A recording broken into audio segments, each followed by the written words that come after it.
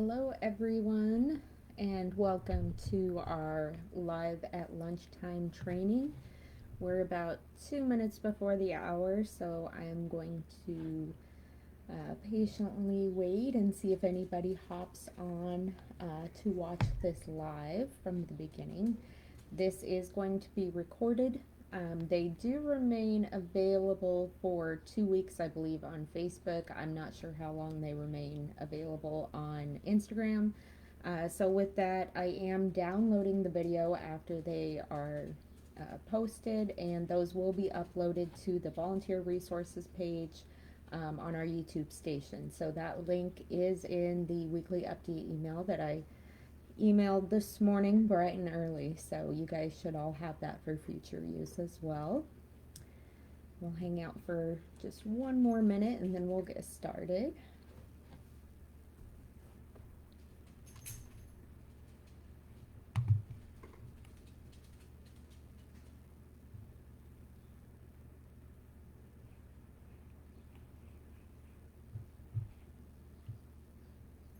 All right, we are at 12 o'clock.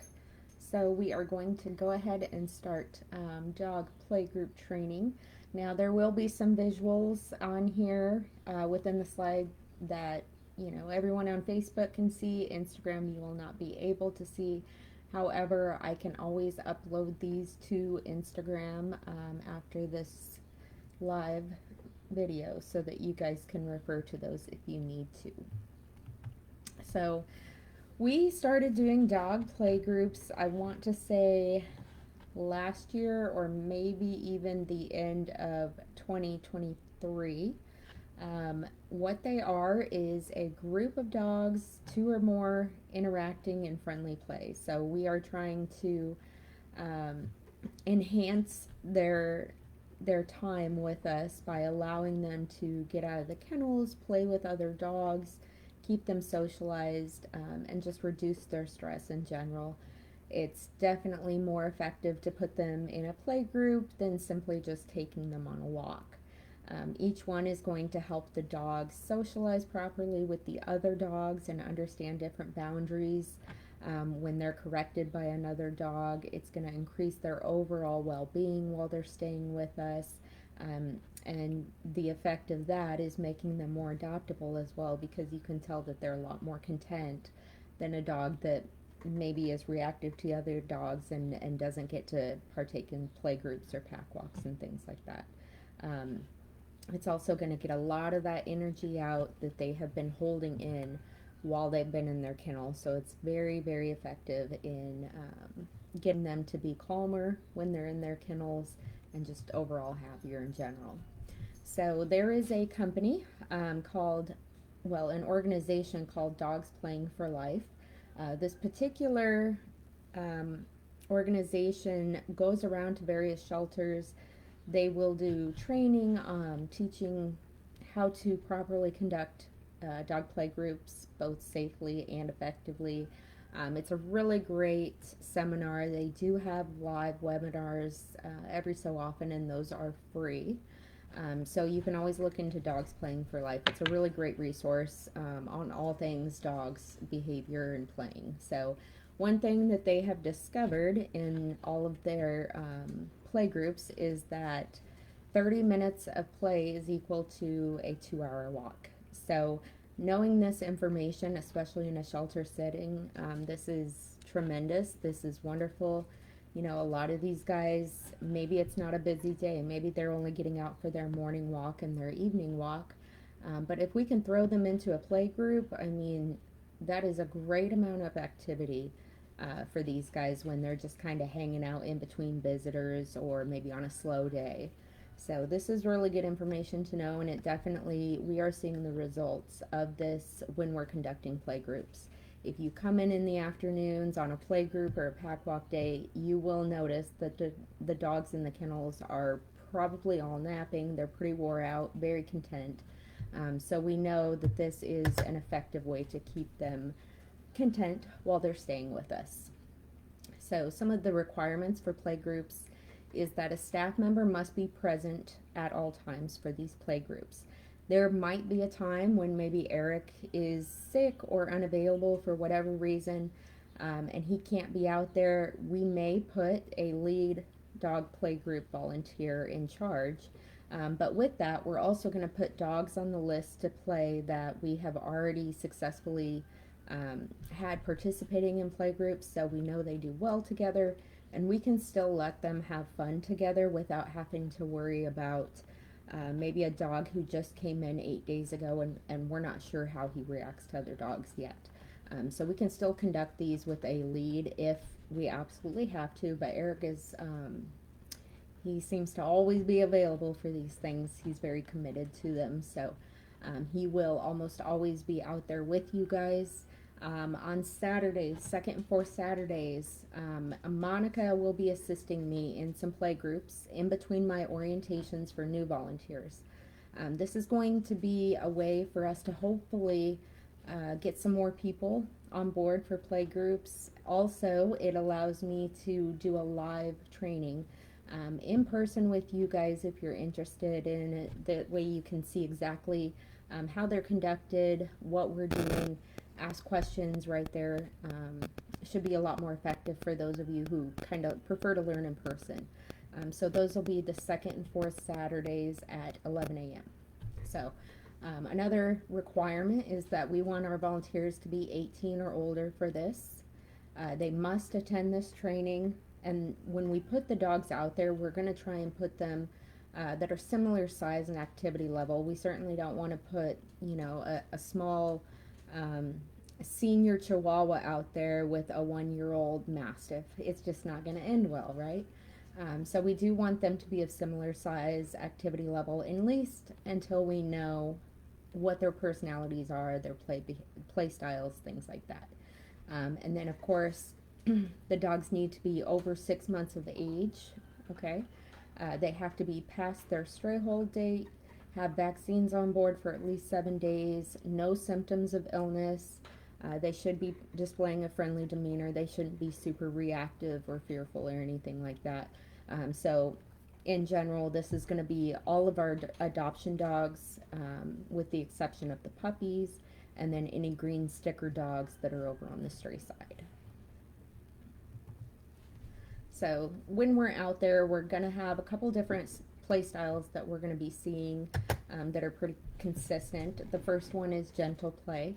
Now this will be more consistent with some of our smaller breed dogs when we actually have some that are green stickers or adoption ready and available to go out and play, but they're typically a little more gentle depending on their age, especially too. Some of the younger ones are a little more energetic, but for the most part, you know, a couple years and up on the small breeds, they tend to just want to hang out a little bit more rather than running around and jumping on each other.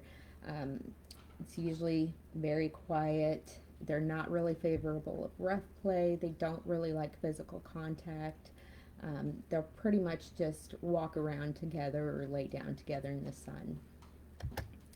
The next one is our tag players, and we have a lot of these. So these guys, their behaviors and the way they're playing should be mutual. They should be taking turns when they're playing. They're usually pretty noisy from, you know, chasing and barking and things like that. It's typically, I'm going to use the word victim. So we typically have a victim dog and the chasing dog. So what's important about this, you know, it's perfectly okay. That's how these guys play. However, we want the victim dog and the chasing dog to be switching roles. Okay, so it should be very mutual.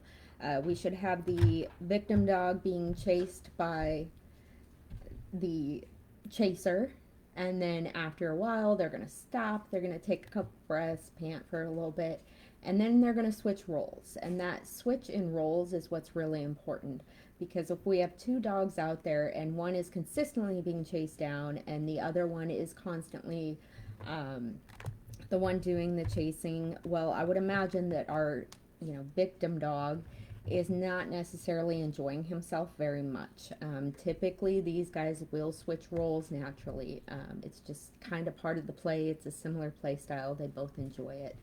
So those are things we're looking for with the tag play.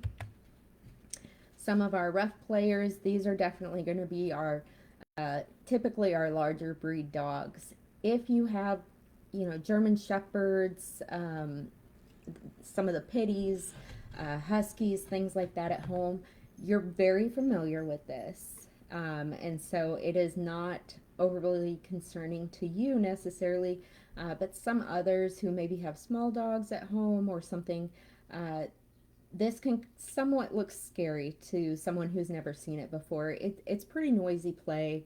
They're kind of barking and snorting and growling, not aggressively by any means. They're jumping on each other. But what's important is that they're taking frequent breaks. They should always, all the dogs, all the play styles, they will naturally take frequent breaks when it's positive play, where they will stop, take some, big breaths, some panting, take a look around and everything, and then jump back into play. The frequent pausing is one thing we really want to see out there, just to make sure that it is playful behavior and not any kind of reactive behavior. So one thing we do need to remember when we are doing dog play groups is that just like humans, not every dog is going to like every dog. Okay, so we do have a couple dogs at the moment that are in the shelter that they're buddied up, and they love each other. They love playing with each other. They don't like anybody else though. Why? Who knows? We are going to continue to evaluate that and see if we can't determine what it is that causes them to be reactive like that. But we will have dogs that don't like dogs that are bigger than them, or they don't like dogs that are female or male, or it's just like with people. There's going to be a number of things that could kind of trigger them not to like a dog of a certain type. A good portion of the dogs that we get in are very socialized with all other dogs, and we usually don't have that many problems. But it's something to keep in mind, because it doesn't mean they're a bad dog. It doesn't mean that they can't be adopted out. It just means they have specific preferences, and we may have to do a couple meet and greets with potential adopters before we find the one that's a good fit. So some of the positive play behaviors that we are going to see, lots of bouncy movement, clumsy movement. They'll be tripping over their own feet, falling down, rolling on their back. Play bowing is a big one, where their hind end is up and they're kind of crouched down on their front legs. Open mouth play, absolutely. The key with that is that they're never really biting down. They just have their mouth open. They have maybe the other dog's leg in their mouth, or they have their mouth on the back of the other dog's neck, things like that. But they don't actually close their jaw. They're just mouth wide open, playing around with the other dog. The frequent roll changes, which we already discussed, as well as frequent pauses, snarling, barking, growling, all of that is fine. It's all perfectly normal dog behavior. The only thing we don't want with that is, hard staring or raised hackles, things like that, that are showing more signs of stress than play. And then whoever that victim dog is, the one that's being chased, or maybe he's down on his back and the other one's on top of him at the moment, their body should have an overall relaxed appearance as well. They shouldn't be tense, whale eyes, bare teeth, anything like that. So here's a visual. For those of you on Instagram, what we have here is, soft eyes. And a lot of this is kind of going back towards the canine behavior training that we had 2 weeks ago. But the soft eyes, tongue hanging out, relaxed overall appearance. Their bodies are relaxed and kind of loose looking. When they're moving around, they're very loose movements. They're not stiff. They don't have their hair raised, things like that. Our negative body language would be the raised hackles, stiff body, erect tail or ears, whale eyes, which is the white part of the eye showing, bare teeth, things like that. So the more you spend time with dogs, especially a wide variety of different dogs, these will be so common and second nature to you that you won't even notice, or you won't even have to give much thought when you're looking into the behavior and whether or not the dog's content. You'll be able to tell right away. And when you start attending play groups, or if you come to the in-person training as well, you are going to be able to see these easily. I will pick out and show you exactly what we're talking about when we talk about, the whale eyes or the raised hackles, so you can kind of see specifically what these behaviors entail. Now, if the play gets too rough, what we want to do, our primary goal, is to break their attention from each other and focus it onto us or something else to where they can stop, take a breath, and kind of reset themselves before they get back into play. So what we want to do primarily is start with the gentlest aversion. We don't want to do anything that is going to, cause them to be fearful or develop some kind of a phobia in the future. Okay, so we're starting with simple things. We can just clap our hands, we can call out to them, rattle the gate, anything to kind of get them to stop looking at each other for a second and look at us to see what we want. After that, we can resort to a spray bottle, just a quick squirt, or a PC corrector, which is kind of like a burst of air. After that, we can go up to the shaker can as well. Simply a soda can, rocks or pennies inside of it. It's just a little bit louder than us clapping. And then, our kind of highest aversion would be the air horn.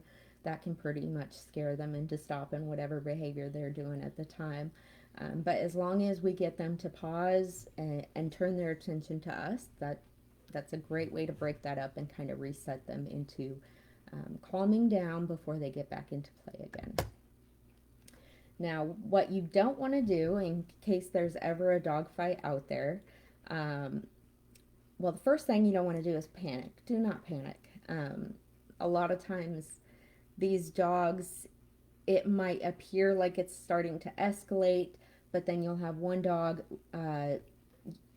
redirect the other dog by barking at it, something of that nature, and it will tell the other dog, I don't like that, back off, whatever. If we can allow the dogs to, moderate the behavior changes within the play group, that's great. That's what we want. We want them to be able to have their boundaries and have the other dogs respect those boundaries. But should it escalate into something bigger than a little scuffle, one thing you will never, ever do is put any part of your body in between the two dogs. Never grab a dog by its head to pull it away from the other dog. I think that's typically a lot of people's first reaction is to grab the dog by the head or the shoulders and pull it back. When you do that, this dog is in fight mode, and it will react to any kind of stimulation around it, anything in its perspective. So if you happen to grab the dog by the head or shoulders, it will probably whip around and bite you on the hand or arm, just because in that moment it's reacting. It doesn't matter that it's a human that they love very much. It doesn't matter what it is. They're just reacting in that moment because it's now a high stress instance. So we don't want to put any part of our body. Don't put your leg in between them. Nothing like that.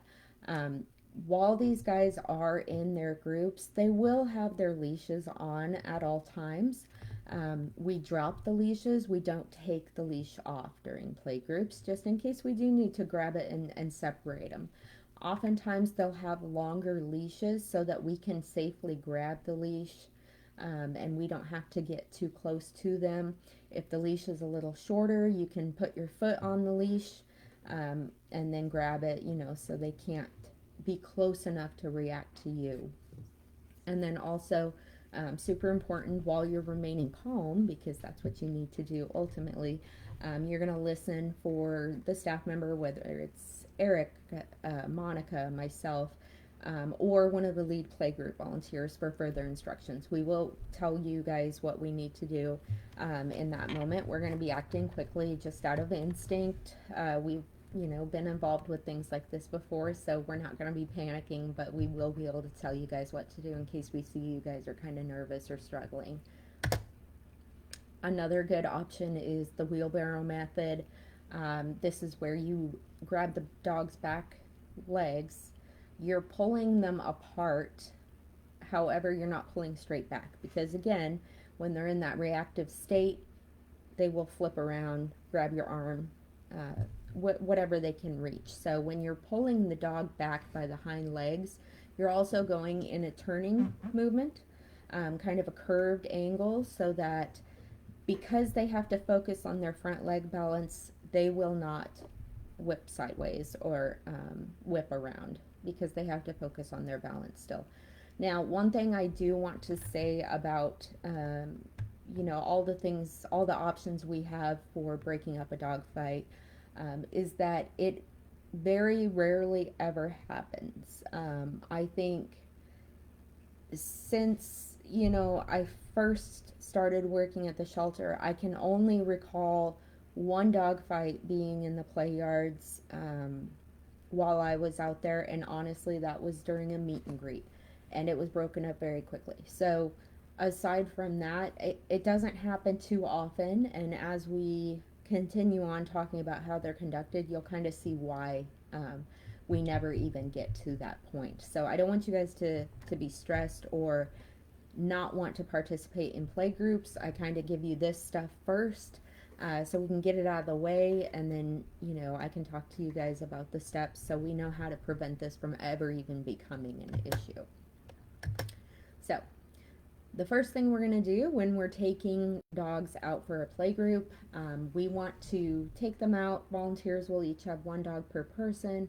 Let them go to the bathroom. We can put them in separate play yards and let them run around for a minute or two just to get some of that energy off. Kind of have a moment to themselves before we start putting them together. We don't want to put two dogs together. If one has to go to the bathroom so bad, it's not in the mood to play. So that could cause some, false interactions between the dogs if one is really needing to use the restroom. So we definitely want them to kind of have a moment to themselves first. Now, while they're in separate play yards, we can be observing how they're reacting through the chain link fence. That'll give us a good indication right away too, but it's not a definitive way of knowing how these dogs are going to get along, and that's just because barrier reactivity is common in shelters. So even if we see that maybe there's some frustration between the two because of the fence, we're not going to say, well, these two don't like each other, so let's put them back and get different ones. We cannot use that to be a for sure measure of how they're going to do together. So what we can do after they've had their moment to go to the bathroom, we've kind of seen how they interact through the fence. We can now bring the dogs into a single play yard. They're both going to be on leash. They're going to have separate volunteers or staff members holding the leashes so that we can keep them separated. We can kind of walk the dogs around each other in the same play yard. We can walk them in a circle together. That will, get rid of that fence barrier in case that may or may not have been an issue. Let them smell each other so that, they can kind of get comfortable with each other before we go into, letting anybody off leash or something like that. If you guys have any issues with the video glitching or anything like that, please let me know in the comments, and I'll try to shut some more things down here so nothing's slowing it down. Anyways, so once we have them in the same play group, we've allowed them to smell each other, we can determine at that point, do we think these dogs are going to do well together? Do they seem comfortable with each other? If they do, we can slowly drop the leashes, or if we're comfortable with one, we're just a little bit skeptical about the other one still, we can drop the one we're confident with. We can drop its leash while still holding on to the one we're not sure of yet. That way we can get them a little further into the interaction while building our confidence and theirs. And then once we're confident with both, we can, of course, drop the leashes. Now, sometimes we will be putting dogs together that we have had in play groups before, and so we can kind of move through these steps a little bit faster with those dogs, especially if we know that they love playing with each other. They're great together. Um, but especially with two new ones, we're going to move a little slower just because we want to be sure. Now, we drop the leashes. We never take the leashes off. That way we can grab them if, for instance, they start, having a scuffle or something, we can separate them safely. Um, but while this is all happening, um, we're going to have our dog handlers that are kind of staying nearby, not right next to them, but close enough that they can intervene if needed. We're going to have other playgroup volunteers that are taking notes, documenting everything that they're seeing between the dogs, positive behaviors, negative behaviors. And we can also have some volunteers that are taking video of the playgroups. This allows us to look at them later, see if we, missed anything or if we need to use them in future trainings. Um, and then, of course, we can also have volunteers that are not participating in the play groups necessarily, but bringing dogs back and forth. Once that play group is done, maybe we want to try one with a different dog that's still inside. So running a dog that's outside back into their kennel, getting a different one, things like that. Um, and then once we've kind of completed the play groups, all the dogs will return to their kennels. We can try them with different dogs. We can get completely different dogs entirely. Whatever we feel we need to do based on, how much playtime they've had, how they did in it, things like that. So here's kind of a simple list of the different positions that you guys can help out with while you're joining us in play groups. Running dogs back and forth, taking notes, taking videos, actually handling dogs within the group. So it's not you do the same thing every single time. You can switch out positions. You can do whatever position you're most comfortable with. You can be a videographer or a note taker one day until you kind of get more comfortable with handling the dogs. And then from there, be a dog handler. And then once you're fully confident in being into the play groups, you guys can start joining in there. So here is going to be a a view of what the dog playgroup evaluations look like. They are extremely simple. They just have a spot where you're going to list the names of the dogs that are in the playgroup. You are going to list positive reactions that you have observed, such as, loose body movements, soft eyes, roll changes, frequent pauses, whatever. Negative reactions, were they baring teeth? Did they have whale eyes? Were their hackles raised? Did they, not change roles, things like that. But whatever you write on here, we don't want to form any opinions. We don't want to say, well, it didn't go well, so these dogs aren't good with other dogs, or such and such isn't good with other dogs, things like that. We're going to consistently try them with other dogs if it is a negative group, just so we can kind of narrow it down, because we don't want to say a dog is reactive to other dogs, doesn't do well with other dogs, not adopt him out because everybody else has a dog already at home, and him never get to go into a home. We have to be sure on these things, and since we don't know anything prior to their arrival, sometimes it's going to take a little bit of time. But we are very consistent in them, so don't form opinions, just exactly what you see during play groups. Now, on the clipboards that go out into the play yards, they do have a sheet, a laminated sheet. It's got the positive signs you can look for. It's got the negative behavior signs you can look for. So you guys can always refer to that as well. You may also have, Eric, the dog behavior and enrichment coordinator, or Monica, the foster coordinator. They might be making some comments and stuff, and you guys can add those to there as well. So playgroups are going to be held almost every day now. They're going to be Mondays and Fridays from 9 to 11:30. They're going to be on Wednesdays from 11 to 1, and then those second and fourth Saturdays at 11 o'clock. Second and fourth Saturdays only. That is when I am in for orientation on those Saturdays, so I will be able to be out there with you and provide live training if you guys need it, or simply just to assist Monica, especially if it's a very busy Saturday. Our hope with this for all of you current playgroup volunteers is that we can get some more people excited about participating. And another reason most of our volunteers I should say our biggest volunteer day is Saturday, which is going to allow more people to be involved. And it is also our busiest adoption day, which multiple times we have seen dogs being adopted directly out of the playgroups. Adopters come in, they see them actively playing, they see the dog exactly for what it is, playful, good with other dogs, whatever. They fall in love, they adopt them and take them home that day. So we're helping that this not only makes the dogs, a lot more content and happy, but hopefully it'll increase our adoptions and also get some more volunteer involvement for these guys because they really need it. So I don't see any questions that have come through in any of the chats. And that's okay. This is kind of a quick one. It was only 30 minutes, which is pretty consistent with the ones that do the Zoom trainings on Tuesdays.